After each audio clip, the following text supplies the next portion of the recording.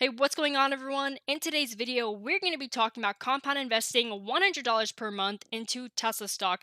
Now, a lot of people, they will not talk about this. The reason for that is because Tesla is extremely volatile, okay? These past few days, Tesla has already went from, I believe, 700, let's just say $50. I know it went lower to all the way at basically $1,200, and I'm pretty sure it went even higher, but we're already back lower. And this is not due to Tesla itself. It really is just multiple factors. But again, that is volatility for you. When people talk about compound interest or compound investing, they don't mention Tesla. They don't want to mention Tesla actually. They want to mention the S&P 500 index fund. And not only, is it an index fund, but it has had a historical run of providing consistent returns. And it's really about consistency and stability. And some years Tesla does not even return positive. So that's why, speaking of returns, we are going to compound Tesla at a 13% rate per year. Now, I already know what some of you guys are thinking. That is just too low and it is just absurd because a few years ago, Tesla went and provided 50% returns. However, you have to understand this was between the ranges of, I'd say, over here all the way to now we're in 2022. And in 2022, actually, I'm not sure why I'm including this in the interval because in 2022, we have actually yet to be positive. We are actually down almost 10% year to date. Now, keep in mind, we are not even at the end of the year.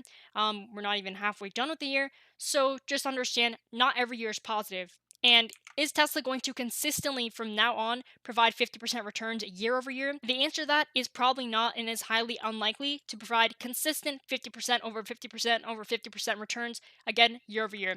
So that's not to say that Tesla, next year or even this year isn't going to do phenomenally well. It's just that consistent return is probably not sustainable in the long run, okay?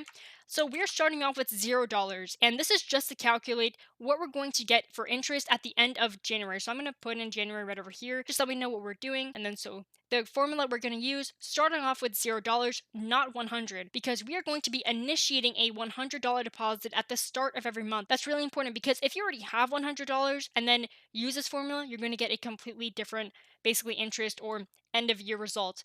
Then we're going to multiply all this by our rate, which is 13%. So right over here, and then we are going to raise this to the power of 1/12 because this is just 1 month, so we want to calculate the interest just for the end of January. And now for the end of February, we're just going to go over this very quickly. So we have the 1.13% again, raise it to the 1/12 power. And then here's where the power of compound interest really works, okay? Compound interest is just interest earned on top of interest. So we are going to add in that another $100 at the start of February, but we are going to enclose all of this. And then what we're going to do is multiply this entire function by, again, the rate, 1.13 to the 1/12 power, because this is just for the month of February, or I should say the end of February. And again, recursion, if you don't understand recursion, just know that it is a process that limits repetition, because repetition is unnecessary, as you can see, because we're basically just repeating one function. We literally just repeated this, and then we're going to have to do it again if we want to find March, April, May, June, July, August, September, October, etc., etc. So if we want to find what 1 year is, basically the $1,284.50, we would have to continue or repeat this process all the way until December. Hopefully that makes sense because that is where we get the $1,284.50 at the end of year one for Tesla if you invested $100 at the start of every month for year one. Now, year two, I'm going to erase some of this. Actually, I'm going to erase all of it because we don't need it anymore. And so for the end of year two, we are now at $2,735.99. At the end of year three, $4,376.16. End of year four, $6,229.56. And then I'm just going to erase all of this actually, and we are going to go on to year five. So year five, we are now at $8,323.91. Going on to year six, we are now at $10,690.52.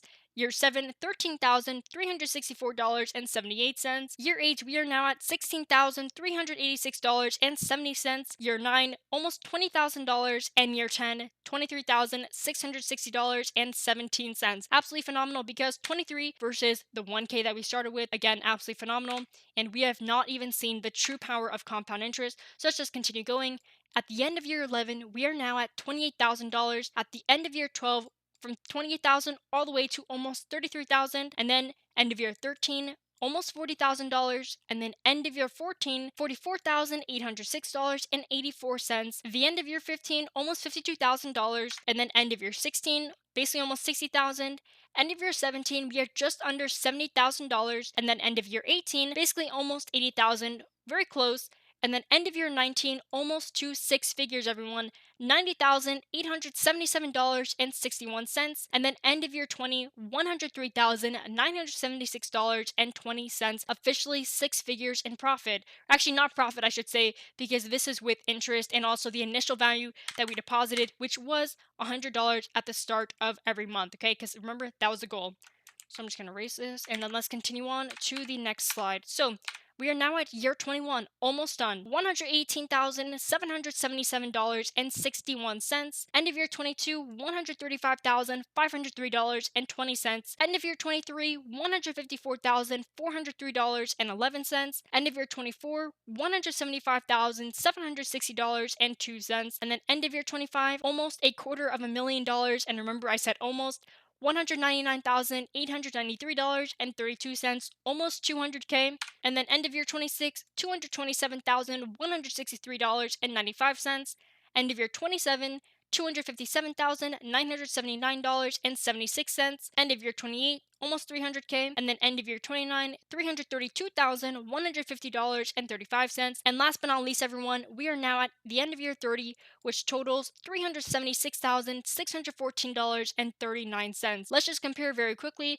376K versus our initial, which was 1,200 basically, almost 1,300. So what does this tell us, everyone? Again, this 13%, just understand that if this number changes, let's say for 1 year, because there are years where Tesla returns 50% in 1 year, these numbers are going to change drastically. But I wanted to give a sustainable number that Tesla could possibly reach on a year-by-year basis. So just understand that, because I know these numbers for some people may seem low, which is still absurd to me because I believe it would outperform the S&P 500 index fund, which a lot of people go to, and we already explained that in the beginning of the video, but also we would be very close to $500,000. Now remember, I said close to. I understand that that would have to equal about $500,000. However, we're almost at 400K, right? And then it would take another 100K to get to 500. And if we keep on compound investing as time goes on, then that would be achievable, right? In this scenario, we would just have to expand the amount of time needed, right? Or we have to increase the interest rate. And so here's where a lot of people get confused, right? Do they want to invest in the S&P 500 index fund, or do they want to invest in Tesla, which is an individual equity? And this is not part of any 500 collection of stocks like the S&P 500 is. It's just, again, one single equity, one single company. And usually people that can undergo more volatility, they end up choosing Tesla because it's not a problem to them. They believe in Elon Musk, right? They like the company, they like Tesla's mission. And then on top of that as well, those that favor the S&P 500, they're fine with the returns that it provides. Now remember, I kept on saying 13%, and this would outperform the S&P 500 most times, right? Like 9 out of 10 times. And there's also other scenarios where it's not going to outperform the S&P 500 at all. It's going to be negative.